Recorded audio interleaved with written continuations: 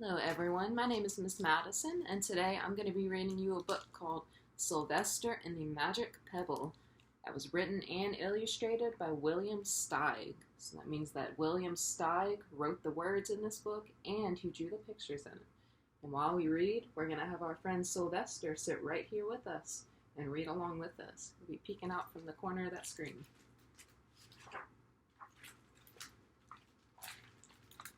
Sylvester Duncan lived with his mother and father at Acorn Road in Oatsdale.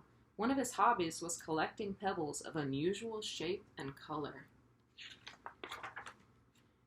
On a rainy Saturday during vacation, he found a quite extraordinary one. It was flaming red, shiny, and perfectly round like a marble. As he was studying this remarkable pebble, he began to shiver, probably from excitement, and the rain felt cold on his back. "I wish it would stop raining," he said. To his great surprise, the rain stopped. It didn't gradually stop, as rains usually do. It ceased. That means it stopped immediately. The drops vanished on the way down, the clouds disappeared, everything was dry, and the sun was shining as if the rain had never existed. In all his young life, Sylvester had never had a wish gratified so quickly.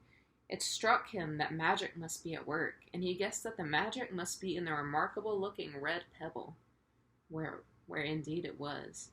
To make a test, he put the pebble on the ground and said, "I wish it would rain again." Nothing happened.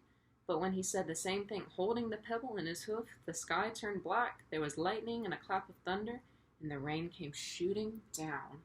So what's the rule we found out that Sylvester has to follow in order to be able to make a wish? That's right, he has to be holding or touching the pebble. If he's not holding or touching that pebble, he can't make a wish. What a lucky day this is, thought Sylvester. From now on I can have anything I want. My father and mother can have anything they want. My relatives, my friends, and anybody at all can have everything anybody wants. He wished the sunshine back in the sky, and he wished a wart on his left hind fetlock would disappear, and it did. And he started home, eager to amaze his father and mother with his magic pebble. He could hardly wait to see their faces. Maybe they wouldn't even believe him at first. Oh, look at that. As he was crossing Strawberry Hill, thinking of some of the many, many things he could wish for, he was startled to see a mean, hungry lion looking right at him from behind some tall grass. He was frightened. If he hadn't been so frightened, he could have made the lion disappear, or he could have wished himself safe at home with his father and mother. He could have wished the lion would turn into a butterfly, or a daisy, or a gnat. So if Sylvester could wish for anything at all that he wanted, what do you think he'll wish for to make that lion go away? Let's see. He could have wished many things, but he panicked and he couldn't think correctly. "I wish I were a rock," he said, and he became a rock. So what has to happen to our friend Sylvester? He has to become a rock now. And that's our friend Sylvester. The lion came bounding over, sniffed the rock 100 times, walked around and around it, and went away confused, perplexed, puzzled, and bewildered. I saw that little donkey clear as day. "Maybe I'm going crazy," he muttered. Let's see. And then there was Sylvester, a rock on Strawberry Hill, with the magic pebble lying right beside him on the ground, and he was unable to pick it up. "Oh, how I wish I were myself again," he thought, but nothing happened. He had to be touching the pebble to make the magic work, but there was nothing he could do about it. His thoughts began to race like mad. He was scared and worried. Being helpless, he felt hopeless.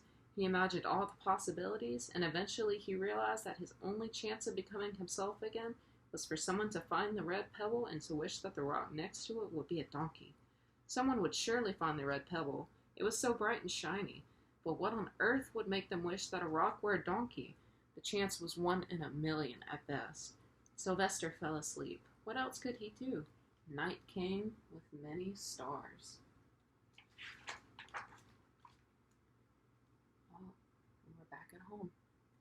Meanwhile, back at home, Mr. and Mrs. Duncan paced the floor, frantic with worry. Sylvester had never come home later than dinner time. Where could he be? They stayed up all night, wondering what had happened, expecting that Sylvester would surely turn up by morning. But he didn't, of course. Now, if we're looking at Mr. and Mrs. Duncan's faces, what do you think? What emotions do you think they're feeling right now?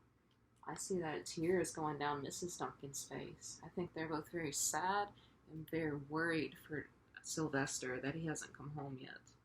They don't know what's happened to him, you know? Mrs. Duncan cried a lot, and Mr. Duncan did his best to soothe her. Both longed to have their dear son with them. I will never scold Sylvester again as long as I live, said Mrs. Duncan, no matter what he does. At dawn, they went about inquiring of all the neighbors. So they went about and asked all their neighbors a lot of questions. Let's see what they asked. They talked to all the children, the puppies, the kittens, the colts, the piglets. No one had seen Sylvester since the day before yesterday. They went to the police, but the police could not find their child. All the dogs in Oatsdale went searching for him. They sniffed behind every rock and tree and blade of grass, into every nook and gully of the neighborhood and beyond, but found not a scent of him. They sniffed the rock on Strawberry Hill, but it smelled like a rock. It didn't smell like Sylvester. Oh my goodness. After a month of searching the same places over and over again, and inquiring of the same animals over and over again, Mr. and Mrs. Duncan no longer knew what to do. They concluded that something dreadful must have happened, and that they would probably never see their son again, though he was less than a mile away. They tried their best to be happy, to go about their usual ways, but their usual ways included Sylvester, and they were always reminded of him. They were miserable. Life had no meaning for them anymore. So now, what do you think's going to happen now that Sylvester can't make any more wishes, and his parents can't find him? What could possibly happen next? Let's see. Night followed day, and day followed night over and over again. Sylvester on the hill woke up less and less often. When he was awake, he was only hopeless and unhappy. He felt he would be a rock forever, and he tried to get used to it. He went into an endless sleep. The days grew colder. Fall came with the leaves changing color. Then the leaves fell, and the grass bent to the ground. Then it was winter. The winds blew this way and that. It snowed. Mostly the animals stayed indoors, living on the food they had stored up. One day a wolf sat on the rock that was Sylvester and howled because he was hungry. Then the snows melted, the earth warmed up in the spring, and things budded. Leaves were on the trees again. Flowers showed their young faces. So what are we seeing as we see the seasons change? We've had fall, winter, and spring. So what's happening? Yeah, we're seeing that a lot of time is passing. 3 whole seasons have passed since Sylvester turned into a rock, and still nobody's found him. So let's see what happens next. One day, in May, Mr. Duncan insisted that his wife go with him on a picnic. Let's cheer up, he said. Let us try to live again and be happy, even though Sylvester, our angel, is no longer with us. They went to Strawberry Hill. Do you remember where Strawberry Hill is? That's right. That's the place where Sylvester is and is currently being a rock. Mrs. Duncan sat down on the rock. The warmth of his own mother sitting on him woke Sylvester up from his deep winter sleep. How he wanted to shout, "Mother, Father, it's me, Sylvester, I'm right here." But he couldn't talk. He had no voice. Mr. Duncan walked aimlessly about while Mrs. Duncan set out the picnic food on the rock. Alfalfa sandwiches, pickled oats, sassafras salad, Timothy compote. Suddenly Mr. Duncan saw the red pebble. "What a fantastic pebble," he exclaimed. Sylvester would have loved it for his collection. He put the pebble on the rock. So, they found Sylvester, though they didn't know it, and Sylvester's father has found the rock, and what's he done with the rock? He's put the pebble on the rock. So, if we remember our rule about the wishes earlier, Sylvester has to be touching the rock. Let's see what happens next. They sat down to eat. Sylvester was now as wide awake as a donkey that was a rock could possibly be. Mrs. Duncan felt some mysterious excitement. "You know, Father," she said suddenly, "I have the strangest feeling that our dear Sylvester is still alive and not far away." I am," Sylvester wanted to shout, but he couldn't. If only he had realized that the pebble resting on his back was the magic pebble. Oh, how I wish he were here with us on this lovely May day, said Mrs. Duncan. Mr. Duncan looked sadly at the ground. Don't you wish it too, father? She said. He looked at her as if to say, how can you ask such a question? Mr. and Mrs. Duncan looked at each other with great sorrow. I wish I were myself again. I wish I were my real self again, thought Sylvester. And in less than an instant he was. So look at that.